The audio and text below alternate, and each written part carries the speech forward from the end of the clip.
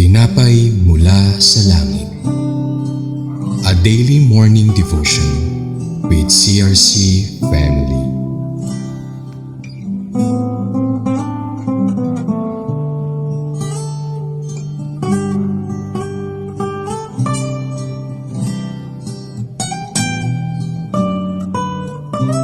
Isang mapagpalang umaga mga kapatid.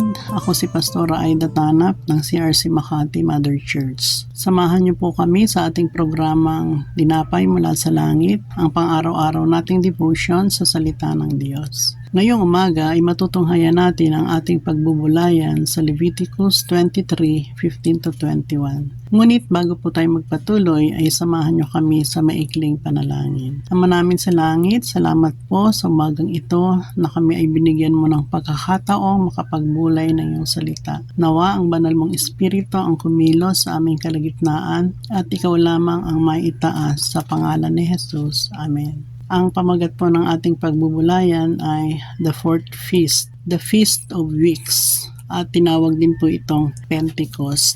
Samahan niyo po ako sa pagbasa. Basahin po natin sa Tagalog. Sabi po rito, mula sa kinabukasan ng araw ng pamamahinga, araw ng pagdadala ninyo ng bigkis na ani, magpapalipas kayo ng 7 linggo, ang ika-50 araw ay tatama sa kinabukasan ng araw ng pamamahinga. Sa araw na iyon, magdadala kayo ng handog na pagkaing butil. 2 tinapay na may pampaalsa, 1 salop na harina ng bagong aning trigo ang gagamitin dito. Ito ang handog ninyo mula sa unang ani. Magdadala rin kayo ng 7 tupa na tagi-1 taong gulang na walang kapintasan, 1 toro at 2 kambing. Ito'y susunugin kasama ng handog na pagkaing butil at handog na inumin upang ang usok nito'y maging mabangong samyo sa akin. Magdadala pa kayo ng 1 kambing na lalaki bilang handog para sa kapatawaran ng kasalanan at 2 kordero na tigi-1 taong gulang bilang handog pangkapayapaan. Ang mga ito'y ihahandog ng pari kasama ng 2 kordero at 2 tinapay na yari sa trigong bagong ani. Sa araw ring iyon, tatawag kayo ng isang banal na pagtitipon, isa may walang magtatrabaho. Ang tuntuning ito ay susundin ninyo habang panahon.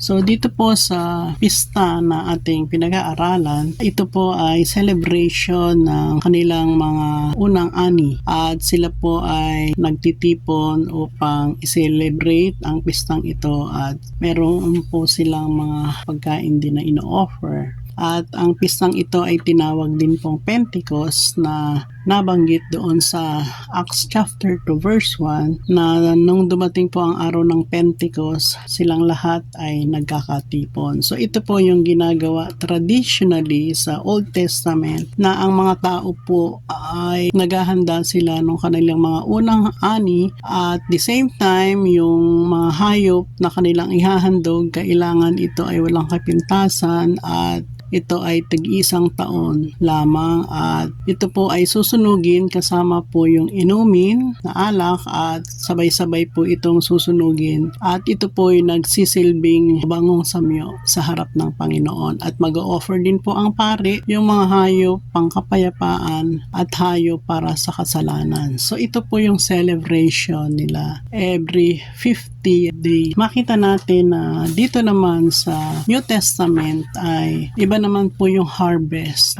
na ginagawa na plinano ng Panginoong Jesus sa lahat ng mga tao. Ito po ay yung kaligtasan ng mga kaluluwa. At yung 2 tinapay po na binanggit doon, ito po ay nag-represents po ng mga Jews and Gentiles. So wala pong itinangi ang Panginoon na ang lahat po ay magkaroon ng kaligtasan. So sa pamamagitan po ng Panginoong Jesus, ito pong plano na ito ay naisakatuparan. Kaya naman, ang sabi ng Panginoon doon sa Acts 1:4, sabi niya sa mga disciples, walang aalis dito sa Jerusalem hanggat hindi dumarating yung ipinangako ng Panginoon na banal na espiritu. At ito rin po ay inihula sa Joel chapter 2, 28 to 29. Ang sabi doon, ibubuhos ko ang aking espiritu sa lahat ng laman at sa lahat ng lingkod ko na babae at lalaki. So dito po isinilang ang iglesia. At nagkaroon po ito ng katuparan noong araw po ng Pentecost, noong ang mga disciples ay nagkakatipon doon sa upper room, ay bumaba ang banal na espiritu. At dito po sa Acts chapter 1 verse 4 makikita natin na nagkaroon po ng kapuspusan. Nung nagsalita po si Peter, nung siya ay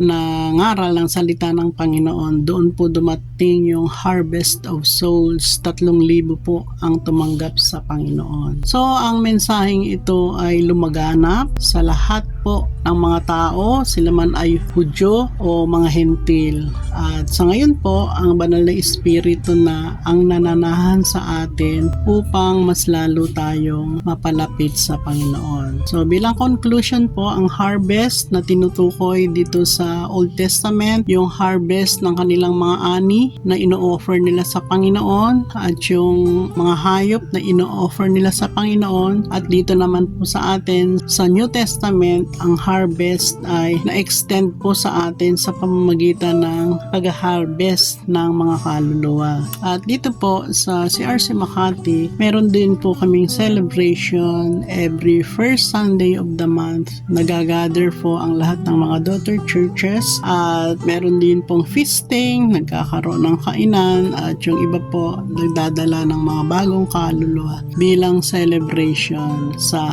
pistang ito na nagaganap. So nawa po ang naging malinaw sa atin na ang paghahandog sa Panginoon sa ngayon sa ating kapanahunan ay ang mga kaluluwa. Tayo po ay manalangin. Lord, salamat po sa umagang ito dahil nais mo na kami ay patuloy na mangaral, patuloy na magdala ng mga bagong kaluluwa sa iyong paanan dahil ito ang plano mo, magkaroon ng kaligtasan ang lahat ng tao. Nawa, patuloy po kaming kasihan ng banal mong espiritu upang magawa po namin ang nais mo, ang plano mo sa aming lahat. At itinatas din po namin ang aming pamahalaan sa lahat po ng mga nakaluklok ngayon sa aming gobyerno. Nalangin din po namin nawa magkaroon po sila ng banal na takot sa inyo at dumating din po yung sa pagkakataon nila na sila rin po ay makakilala sa inyo, tumanggap sa inyo Panginoon dahil napakarami na po na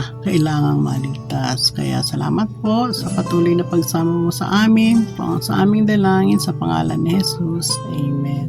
Marami pong salamat sa inyong pakikiisa sa aming programa at inaanyayahan po namin kayo na muli niyo po kaming samahan bukas 5:30 a.m. Araw-araw po ito. Samahan niyo po kami sa pagninilay ng salita ng Diyos. Sa inyo po ang lahat ng papuri, Panginoon. Ikaw po ang maitaas sa pangalan ni Jesus. Amen.